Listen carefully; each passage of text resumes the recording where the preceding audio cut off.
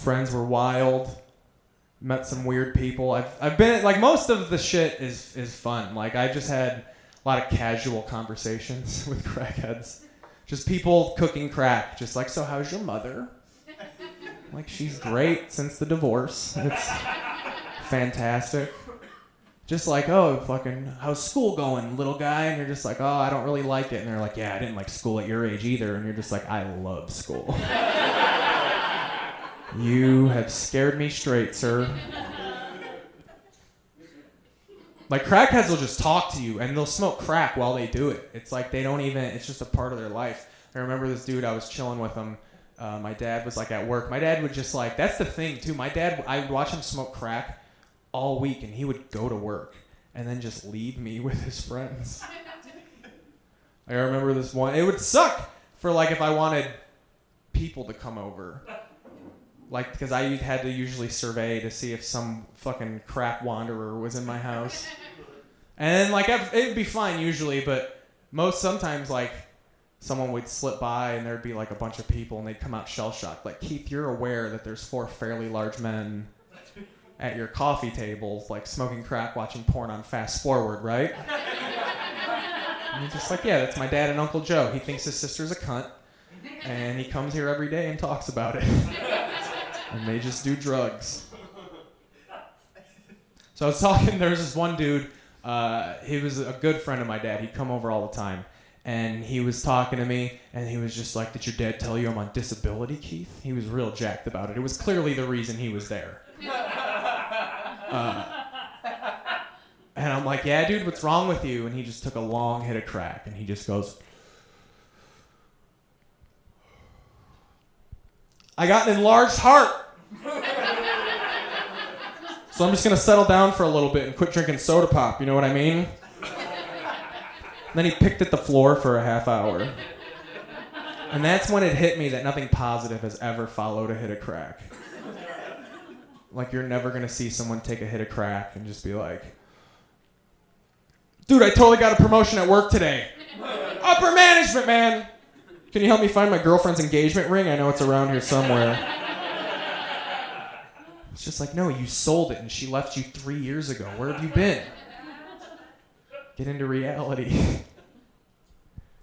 I've met weird people. It's usually fun. There were some weird, like, sad situations. Like, one time, there was something that made me pretty sad. I was chilling in my house, and I was going to the bathroom, and the same guy, the disability guy, he was there, and he was like, hey, Keith, you see that van outside? And when you hang out with crackheads, you're trained to just be like, yeah, it's not a cop. And he's just like, yeah, I know it's not a cop. It's my fucking van. Just bought that today for $300. It's got seats in the back. My dog loves it. I could sell that shit right now for like $1,000, but I won't. Because I love it. He said it wistfully like that. And it made it emphasize like how bad he wanted that van. And then it made me sad because I was just like, he started out a child with like dreams. Unreachable ones, totally. But like, he wanted to be a pro athlete. And then you get to like high school and you're just like, I'm not a fucking athlete. But I like sports. I like talking about sports, like writing about sports. Maybe I'll go to like college for broadcasting and journalism or something. And I could like do that. And then he goes to school. And he's like, fuck, I did it. And then he's just like, man, college is expensive. So I got to get a summer job. And he gets a summer job doing construction. And at that summer job, he meets a white guy named Blackie. And Blackie does a little cocaine. You know, you got to get up early when you do construction. So you got to do a little coke, to wake up in the morning, you know? So he starts doing that. And then, like, Blackie's like, hey, I'll sell this to you. And he just starts buying it. And then he gets super addicted to it. And he's like, I can't afford this shit anymore. So he's like, all right, here's crack. Cheaper, same high. 30 years later, he's staring down the barrel of an empty crack pipe in my dad's trailer, just like, fuck it. I want a van.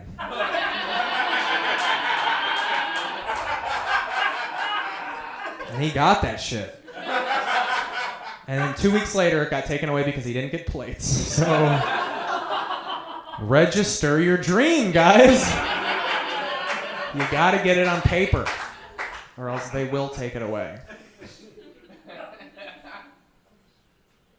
gross people. I've met gross people because of my dad's life. He lives in a trailer park, and so there's this dude he hangs out with, and they call him Craigslist. His name is Craig, and he just has shit all the time. So they were just like Craigslist, and he smells like shit. Awful, and he pisses on himself all the time. He's just a dirty trash person. But he always has beer and shit and coke, so people hang out with him. They put up with him. They stay at a distance. They snort his cocaine. But my dad is mean to him. Like, he tortures him. And I feel weird all the time. And I was driving him around at his trailer park, and we saw Craigslist, and he was vacuuming his mattress outside, like with a big vacuum. He had a cord going from the house, and my dad hung his head out my car, and he's just like, "Hey, Craig, did you piss the bed last night? Is that why you're drying off?" He was yelling it. He wanted like the whole neighborhood to hear. "Did you piss the bed? Is that why you're drying off your mattress because there's piss all over it?" And Craig looked up. He didn't stop vacuuming, and he just goes, "Yeah."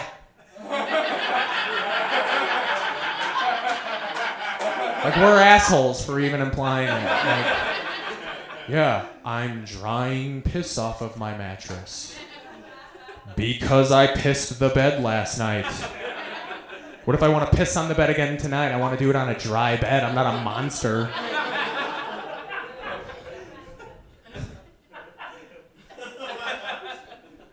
There was this other time where we had a birthday party for my dad, and we were meeting at the local VFW in town. And if anybody here knows what the VFW hall is, it's where veterans of foreign wars drink. And in the city, they're very popular. Hipsters go there.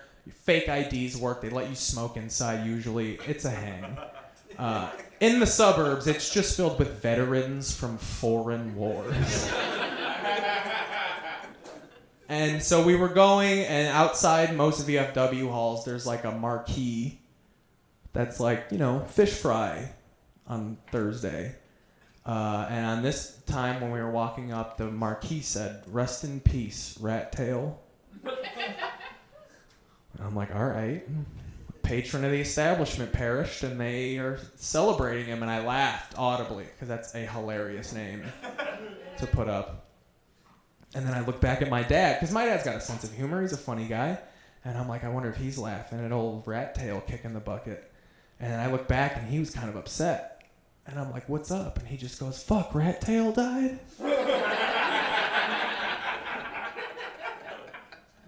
And you're just like, shit, I think he knew Rat Tail. Who raised me? And you're like, "Who the fuck's Rat Tail?" And he's like, "You remember Uncle Randy?" And I'm like, "Fuck, I knew Rat Tail." Yeah, he taught me how to throw pennies in a jar from the living room. That's an important hustle when there's strange men calling your mother a whore from the living room.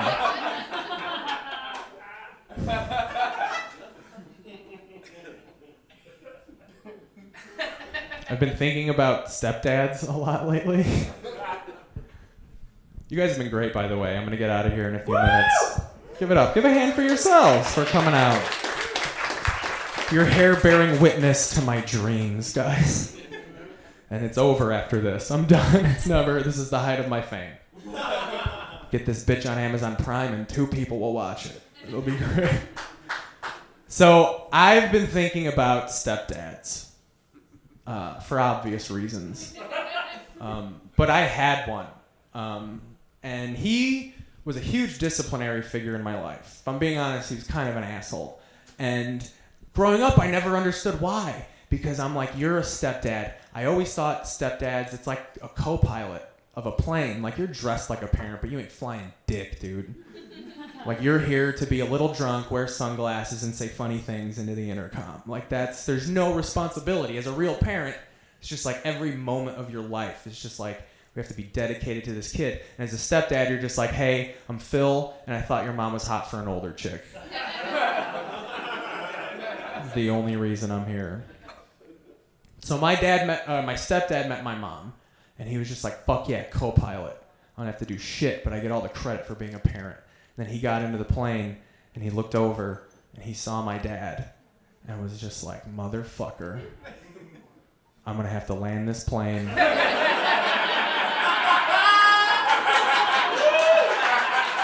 And then he thought of a little league that he was going to pay for, and he's the one who caught me jerking off in 6th grade. And I'm just like, yeah, this was not supposed to be you, Jerry. I'm sorry. Thank you guys so much!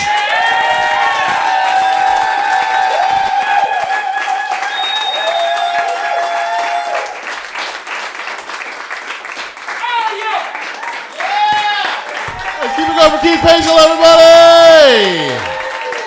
Guys, thank you so much for coming out. Check out, let's give another hand to Chicago Underground Comedy for doing this. Check them out every Tuesday. This is in conjunction with Stand Up. Check them out every Thursday at Whiskey Business. And it's another hand for Beat Kitchen, too, for coming out and letting us do this. Thank you guys so much. Have a good night. Be safe.